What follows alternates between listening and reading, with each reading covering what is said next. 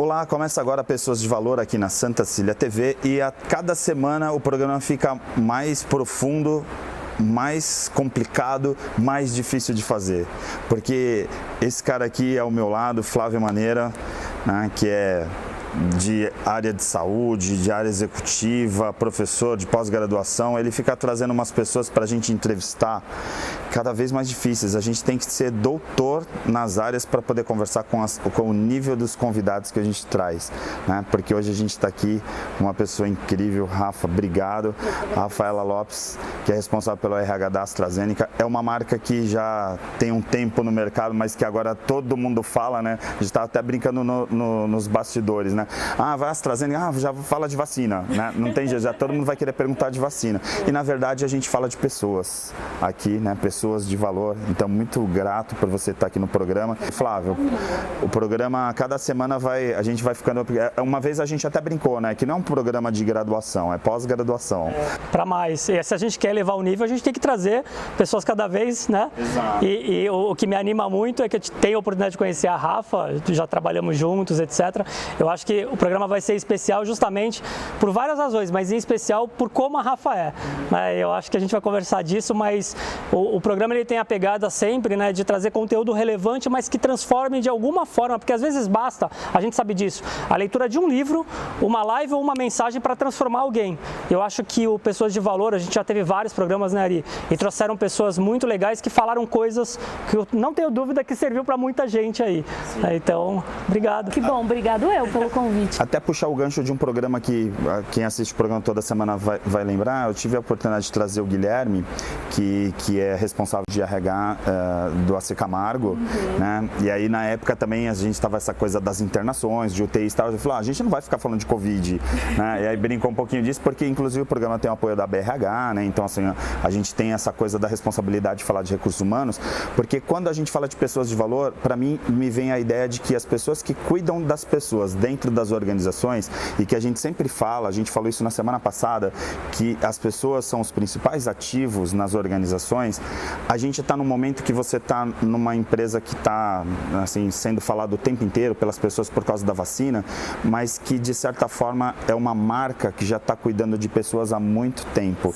E a responsabilidade tua de cuidar dessas pessoas é incrível. Como que é tá por trás, né, de certa forma cuidar das cabeças que são as cabeças talvez mais importantes desse momento que a gente vive, não só do país, mas da humanidade. É uma grande responsabilidade para você, né? É uma responsabilidade enorme, mas também eu acho que é uma bênção, né? A gente poder fazer parte. Eu digo que eu me sinto muito privilegiada de poder fazer parte de um momento como esse, né? Um momento onde a gente literalmente está salvando vidas e as pessoas com quem eu trabalho, elas têm essa intenção genuína, verdadeira. Todos os dias eu participo de decisões várias em que a gente não perde verdadeiramente o princípio, né? Que é avançar em trazer hoje as vacinas, mas ao mesmo tempo também a gente está avançando em levar os medicamentos, as soluções para as pessoas, porque não é só o Covid que está matando hoje, né? As outras continuam, né? As outras continuam e elas têm avançado, porque como o acesso aos exames, aos tratamentos tem sido impactado, a gente também está com a responsabilidade de levar a consciência para as pessoas de que apesar do Covid, a gente não pode deixar de tratar as demais doenças, né? Sim, inclusive é até legal de falar, né? Assim, lógico, o foco aqui a gente está pensando pelo lado das pessoas, mas também assim pela marca, né? Assim, existe uma tradição muito grande, por exemplo, na questão da oncologia, de medicamentos que também salvam vida já há muito tempo, né? Porque às vezes as pessoas falam, vacina, né?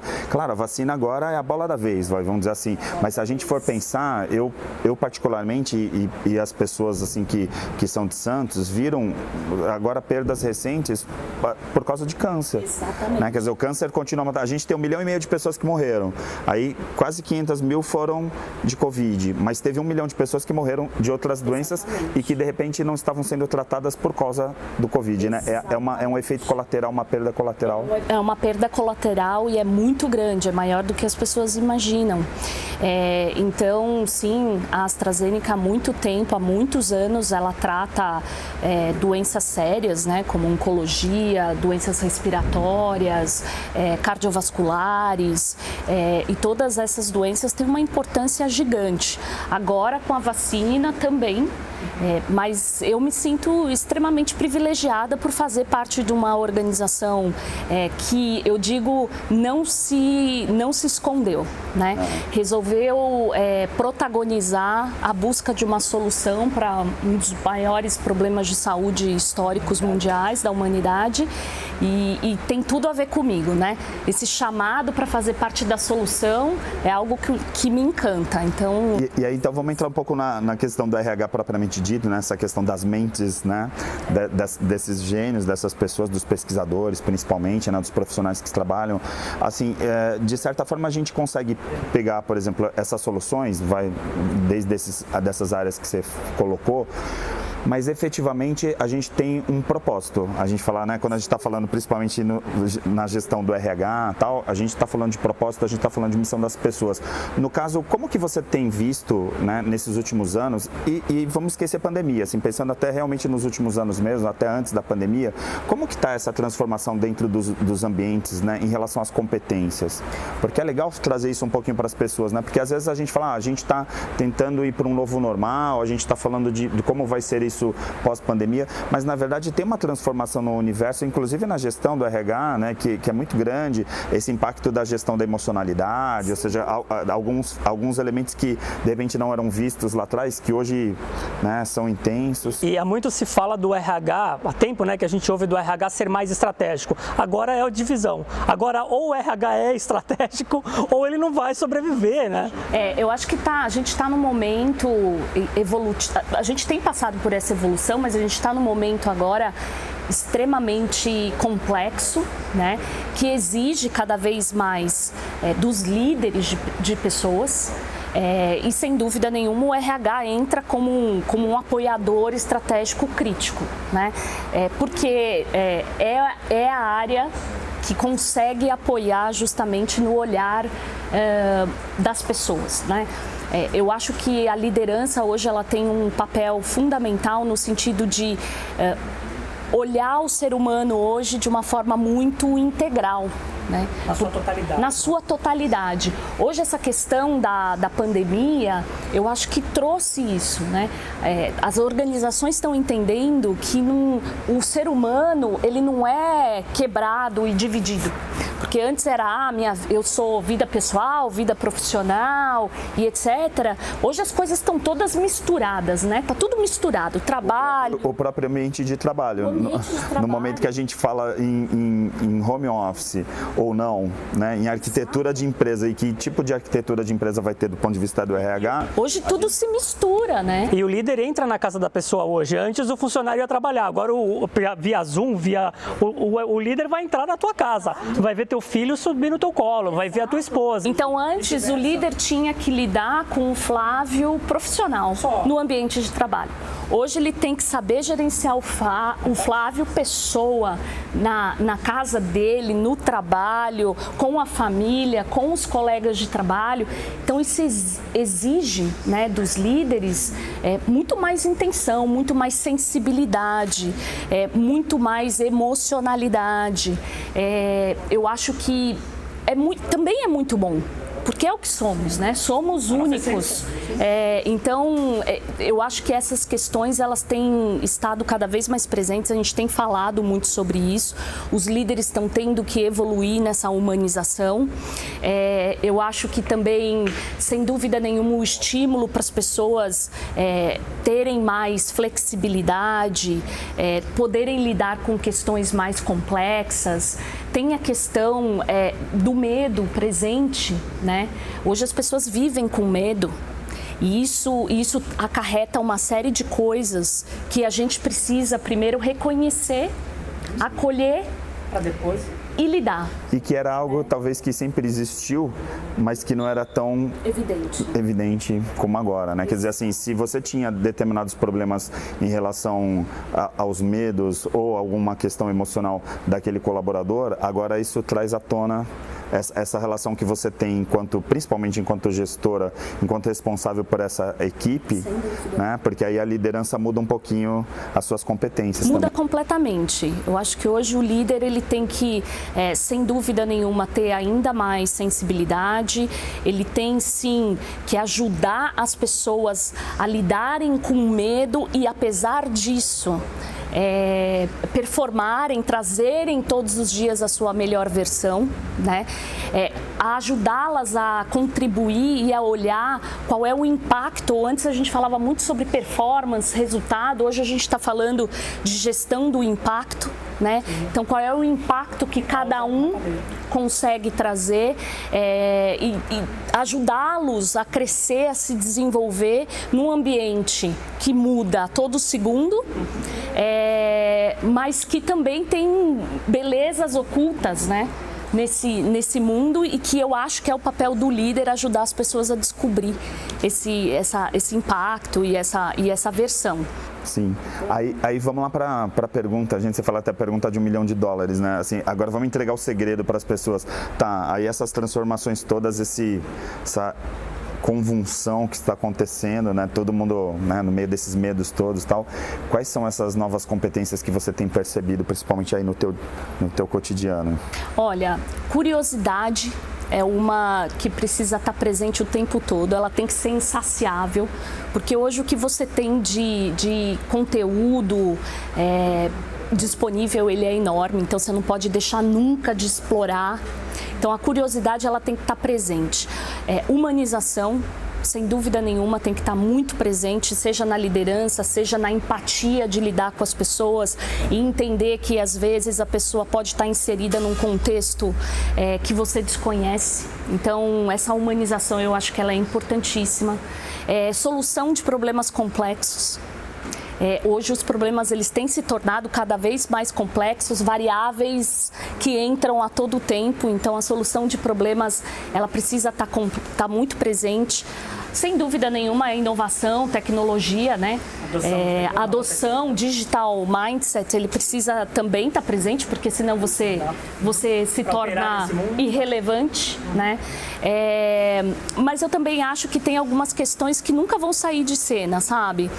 Generosidade, a colaboração, sem dúvida nenhuma, ela sempre foi importante, mas agora mais do que nunca. Comunicação, né, Rafa? Comunicação é fundamental. Eu sempre falo que é a core competence, porque da hora que a gente nasce até a hora que a gente não existe mais, ou existir em outro contexto, a gente vai se comunicar, a gente é um sistema informacional. E eu ainda, perguntaram a 10 homens de negócio, qual o maior problema na sua empresa? 9 responderam, ineficiência na capacidade de se comunicar. Porque ela é inter e ela é fora. Isso. E agora no digital, então aquelas pessoas têm que saber fazer vídeo, têm que saber se comunicar, têm que saber entrevista. A gente vai perguntar para você sobre isso, como você vê o futuro, mas a nova entrevista agora não é eu vou trazer alguém para cá, eu vou conversar você com vídeo primeiro. É claro.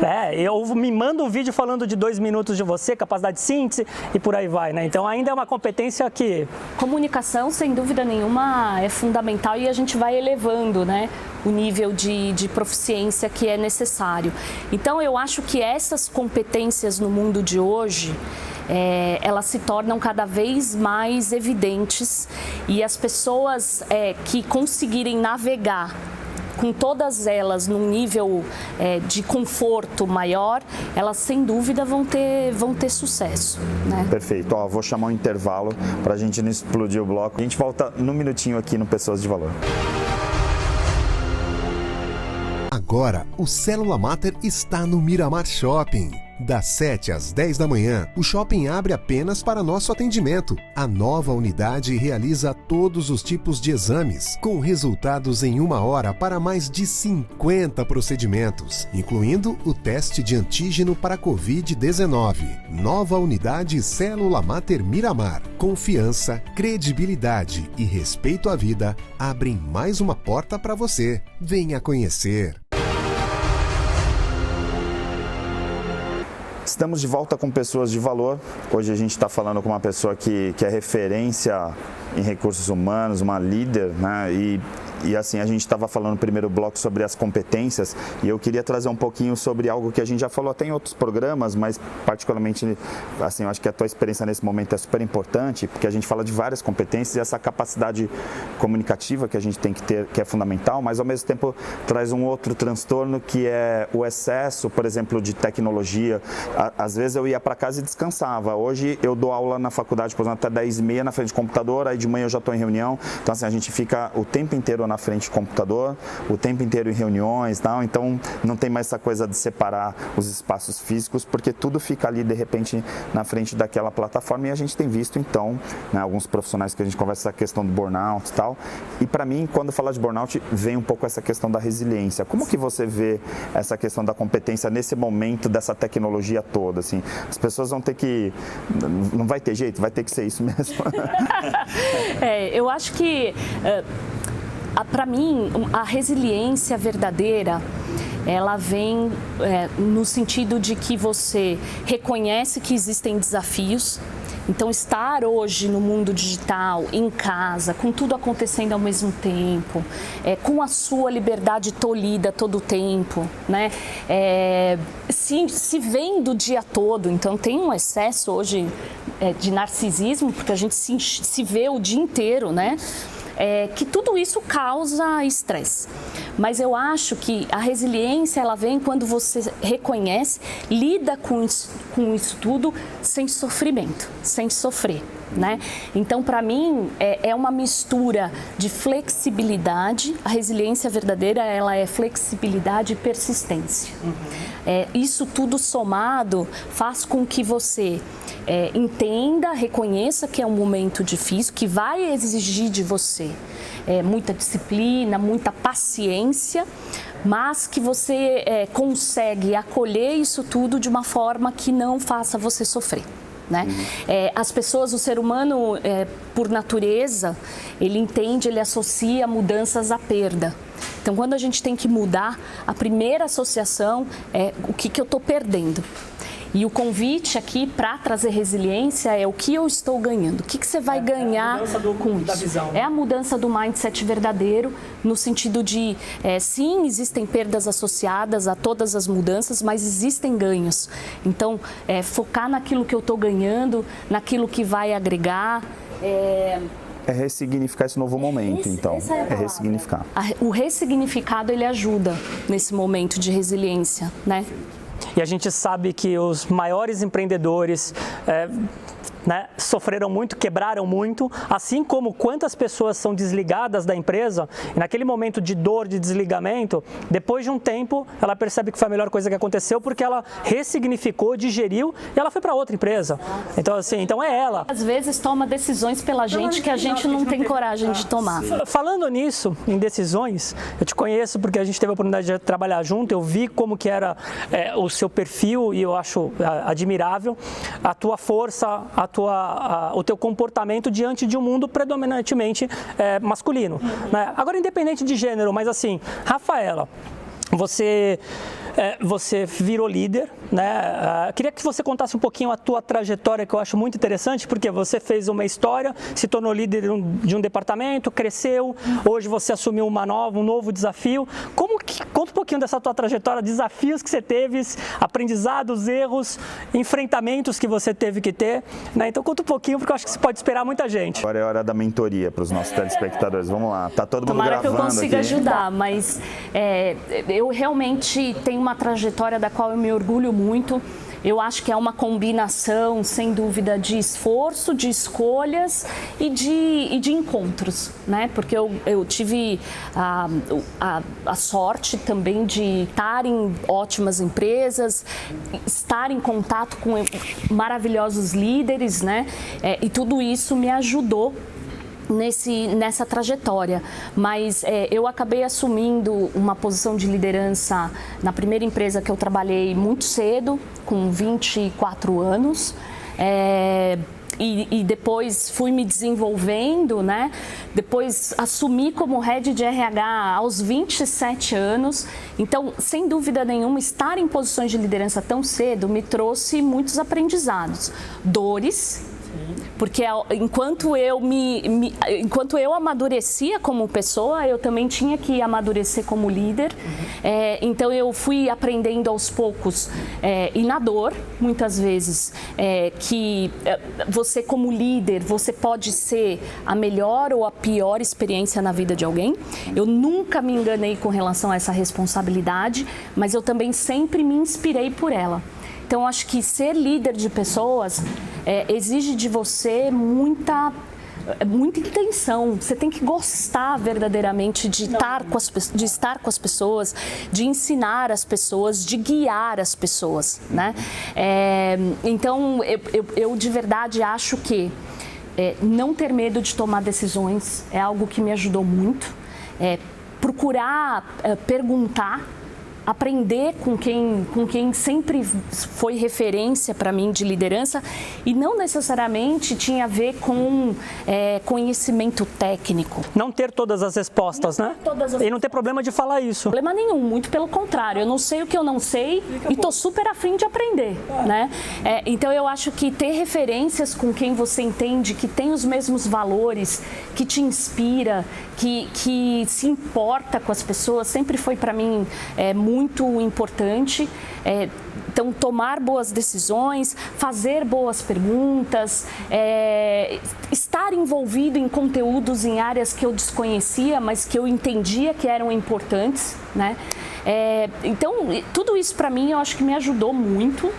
Você, né, em especial, quando você vendo agora numa outra empresa, você sabe quem brilha os olhos, quem faz o que gosta. Sim. E eu acho que isso é tão determinante quanto as questões técnicas. Não que as questões técnicas não são, mas somos seres comportamentais. Então, às vezes, é pegar uma pessoa que tem um comportamento... Como que você vê isso? É assim, né? Não, o sem corpo dúvida diz, nenhuma. Né? Eu acho que você tem que amar o que você faz.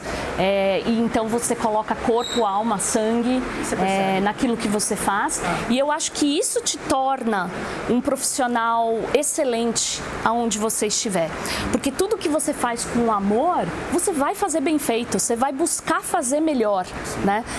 Então, e o dinheiro é uma consequência disso, total, né? Total. Dinheiro, cargo, status, né? Tudo isso é passageiro, mas ele é consequência do que você faz com amor, né? Eu digo que a vida, ela é uma. E a gente tem a chance, a oportunidade de fazer com amor o que você se propõe a fazer uma vez. E assim, uma coisa que como eu também tenho liderança, né? Então assim, a gente que trabalha na liderança é tão transparente, né? Olhar a equipe e ver quem está fazendo com paixão e quem não está, né?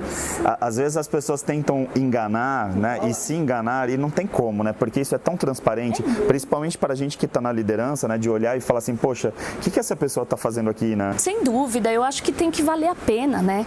Eu acho que o tempo de esforço, o investimento que você faz, que você coloca, inclusive quando você tem família, você tem que abrir mão de estar com a sua família mais e mais, tem que valer a pena. Tem que ser muito bom, né? Sim. Então, senão perde o sentido. E eu acho que quando você entende, e é simples, né? Não é complexo, é mais simples do que parece. Quando você entende isso, eu acho que não tem como errar. Eu queria trazer um outro elemento também para a conversa, até porque assim, independente de você estar nessa empresa agora, nessa organização, você já veio de uma que também tinha essa mesma responsabilidade, assim, onde os colaboradores, e o Flávio sabe disso porque também está no segmento da saúde, assim, a pressão que existe, o grau de desempenho, a gente sempre fala de performar, mas para quem está trabalhando na área de saúde, a gente está falando de uma performance, de um resultado que vai impactar na vida das pessoas. vem uma pressão maior para trabalhar nesse segmento? Por exemplo, hoje você está lá numa área que é aquela coisa, né? É a marca da vez, é a bola da vez. Na verdade, mesmo com os outros tratamentos, né? Você sente a equipe fazendo com paixão, mas essa pressão que tem? Eu acho que a pressão existe, sem dúvida, né? Porque a gente está lidando com vidas e a gente costuma dizer que o nosso trabalho, ele pode significar a vida ou a morte. E sem dúvida nenhuma, assim como várias outras profissões, isso a gente reconhece essa responsabilidade, mas ao mesmo tempo, mais do que só a pressão, vem uma grande inspiração. Eu, graças a Deus, entrei no segmento de saúde desde sempre trabalhei, e eu digo, quando a gente é picado por esse bichinho, é difícil a gente sair. Eu acho que todos os profissionais que hoje estão nesse segmento, eles entendem essa importância e trabalham com isso, sabe? E você chegou na palavra que eu queria puxar mesmo.